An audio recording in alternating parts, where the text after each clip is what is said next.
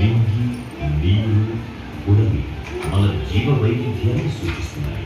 వీటన్నింటినీ కూడా జాగ్రత్తగా కాపాడుకోవలసిన బాధ్యత మనందరి మీద ఉంది. వీటి కోసం ఆంధ్రప్రదేశ్ అటవీ శాఖ 16 అభయారణ్యాలు, 4 జింకల పార్కులు, 2 జంతు ప్రదర్శనశాలలు, 1 టైగర్ రిజర్వ్ సమర్థవంతంగా ప్రజల కొరకు నిర్వహిస్తోంది. అయితే మన స్వార్థం కోసం అన్నింటినీ నాశనం చేసేస్తున్నాం.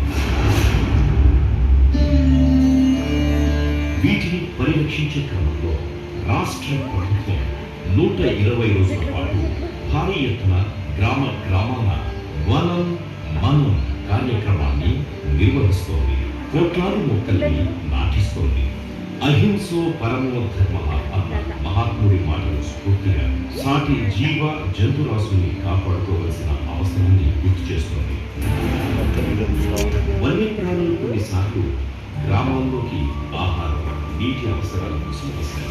అలాంటి పరిస్థితి